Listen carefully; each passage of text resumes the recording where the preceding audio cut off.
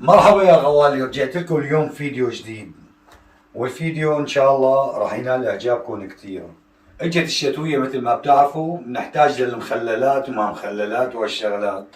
انا بالاضافة للمخلل انا راح اعمل لكم طبعا مخلل لفت، بالاضافة لمخلل اللفت راح اعمل لكم عصير الشلغم. هذا الشلغم في كثير من الناس ما بتعرفه بسوريا او برات سوريا، بس عند الاتراك. هذا كثير بدفي الجسم بالشتوية، كونه هلا جايين على الشتوية، وكثير مفيد لالتهابات الصدر. راح نعمله مع بعض وشوفوا كيف الطريقة، وان شاء الله اذا جربتوها راح تعجبكم كثير كثير على طريقتي انا. تعالوا مع بعض لنشوف المكونات. طبعا يا غوالي هون بنحتاج بالنسبة لمخلل لفت قرص على شكل قرص، ما يكون مبوز، لانه المبوز بيعطي مرار او حدودية. معانا هون كيليين، ومعانا حبة شوندر صغيرة كبيرة ما بتفرق يعني. وبنحتاج إلون كاسة صغيرة ملح خشن، حصرا خشن ناعم ما بيمشي الحال. وبنحتاج معلقة أكل سكر. هاي بالنسبة لمخلل اللفت خلصنا. بالنسبة للشلغم نحتاج أي نوع متوفر عندكم، نوع جزر، نحتاج هالكمية هاي 4-5 جزرات يعني مو مشكلة. بس أهم مكون بالشلغم هو الجزر الأسود. ومعانا حبة شونتر بدنا نضيفها لعصير الشلغم. حبة لفت، خربطت لا تأخذوني، حبة لفت لعصير الشلغم. بنحتاج هلا هون كمان بالنسبة للتوابل تبع عصير الشلغم، عندنا كاسة برغل خشن ناعم ما بتفرق يعني. ومعانا فنجان صغير ملح خشن كمان لازم يكون خشن. ومعلقة أكل سكر. ومعانا هون معلقة صغيرة حمض الليمون أو معلقة ونص مو مشكلة يعني، صغار يكونوا حمض الليمون. تعالوا لنطبق المقادير سوا ونشتغل سوا. هلا أول شي يا غوالي راح نقطع مع بعض اللفت وننظفه. أنا طبعا غاسلهم للفتات. يعني إذا فيهم هي العقدة لازم تشيلوها، مثلا مثل هيك. شايفين هلا هيك ممتازة تمام. طبعا أهم شي بدكم تقطعوها هيك دوائر، شوفوا بهالشكل هذا. وسميكة شوي لا ترققوا.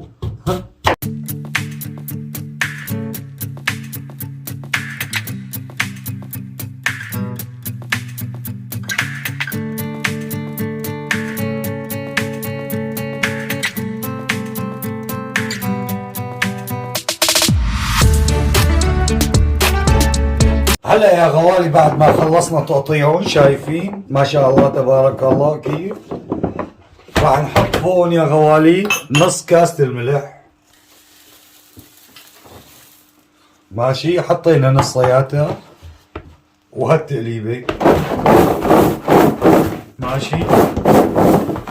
هلا بعد هاي التقليبة احنا شو راح نساوي؟ راح نغطيهم ونحطهم على طرف لتاني يوم. طبعا وكل ما صار لكم روحة وجاية على المطبخ اعملوا لهم هالتقليبة. ماشي، عم يدق الجرس رايح رد وارجع لكم. وهلا يا غوالي بعد ما حركناه شوي، ومثل ما قلت لكم بذكركم كل ما صار لكم فوتة على المطبخ حركوا لتاني نهار. راح نحطه هلا على طرف ونغطيه ونبلش بالشلغم مع بعض. يا غوالي راح نبلش بالشلغم. بتقشروا كل شي طبعا، هاي القشارة، هاي اللفتاية بتقشروها.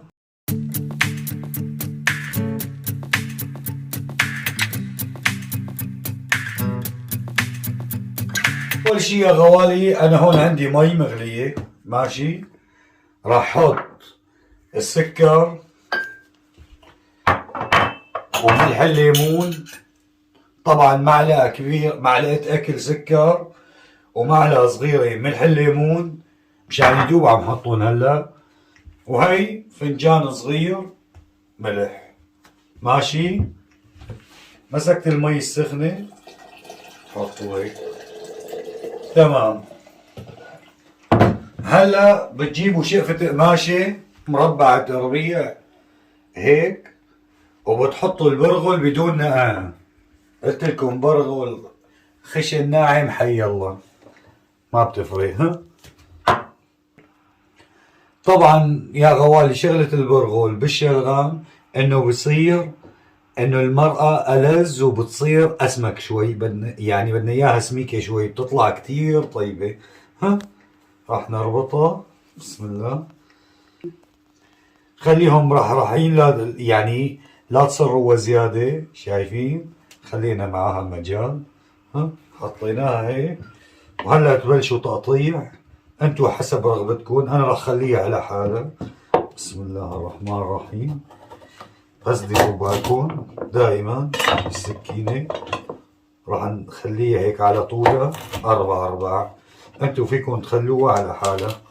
انا راح هيك قطع. شايفين ما احلاها ما شاء الله تبارك الله. ها طبعا الاتراك يا غوالي بيخلوها هيك على طولها مشان يحطوها بكاسة وبضيفوها للعالم، يا ضيافة يا ببيعوها وبيحطوا عصير منها.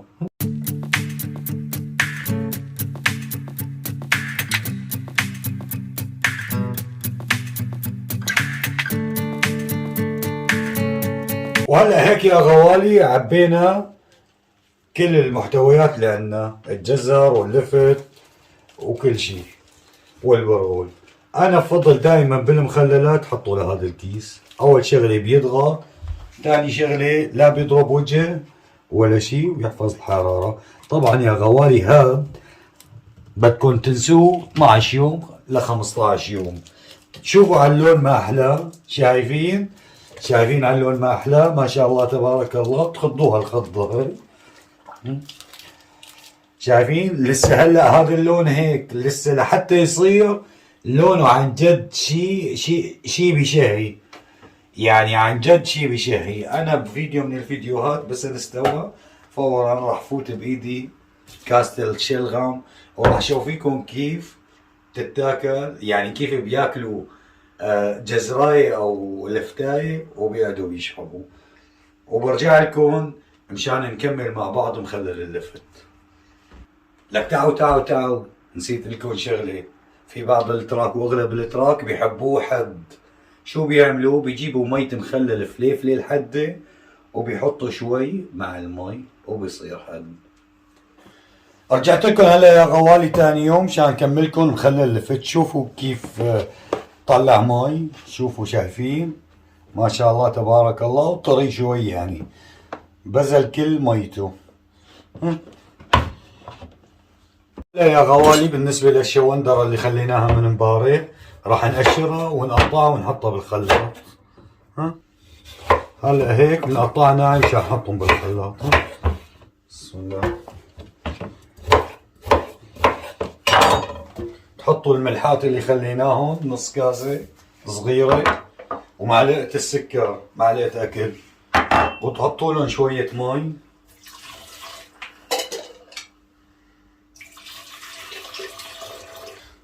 انا هلا يا غوالي ما كترت مي لانه في مي طالعه من اللفت.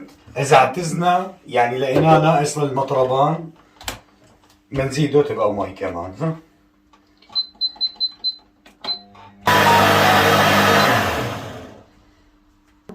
هلا هيك يا غوالي نعمناهم على الاخر للشوندر والسكر والملح مع بعضهم وشويه مي. وهلا راح نعبي اللفتات هون. بسم الله. وهلا يا غوالي ضلت المي والملح تبع اللفت هون، راح نصفي فوقهم مية الشوندر اللي طحناها بالخلاط. بسم الله. جيبوا صفاية وتصفوه تغلطوه مع مية الملح. الريحة روعة، اللون يعني على كيفكم تقولوا عصير فراولة. طبعا بتصفوهم منيح مشان القصنص يطلع. شايفين ما شاء الله تبارك الله. شوفوا كيف صاروا يا غوالي ما شاء الله تبارك الله. هلا بنحطهم فوق اللفتات. بسم الله الرحمن الرحيم. شوفوا ما شاء الله تبارك الله على هاللون، ما شاء الله غير الشكل. شايفين؟ يعني لزمنا مي، ما بتزودوا ملح، بس مي بتزيدوا، مي عادية. ها؟ أنا هون معبي مي، آخذ احتياطاتي. بسم الله الرحمن الرحيم.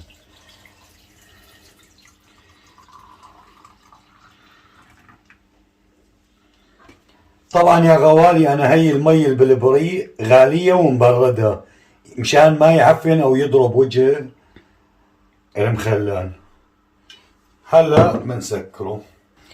شايفين يا غوالي؟ لازم المخلل اللفت او جميع المخللات لازم المطربان اللي عم تعبوه فيه يطف من المي. شايفين هالضغطة هي مشان يضغط كمان. هيك هلا جاهز مشان يطلع كل الهواء من قلبه. هلا هيك نستنى عليه 10 كمان 12 يوم ل 15 يوم بيصير جاهز. وقت بيجهز راح صور لكم اياه، يعني راح مع الفيديو، مع اي فيديو مرة كاسة شلغم راح فرجيكم انه عم بشربها كيف طلعت، ومرة مخلل لفت. كان معكم الشيف عبد. ادعموا القناة منيح، يعني شاركوا رفقاتكم على الواتساب، على الفيسبوك، ولا تنسوا تفعلوا زر الجرس. واذا كنتوا اول مرة عم تشاهدوا الفيديو اضغطوا على الاشتراك، وبدنا تعليقات حلوة منكم. وشو بيخطر على بالكم بدكم طبخة، حطوا لي اياها بالتعليقات انه بدنا الطبخة الفلانية اسمها كذا، وانا ان شاء الله باذن الله راح اعمل لكم اياها. وكان معكم الشيف عبد، ولا تنسونا من اللايكات. سلام.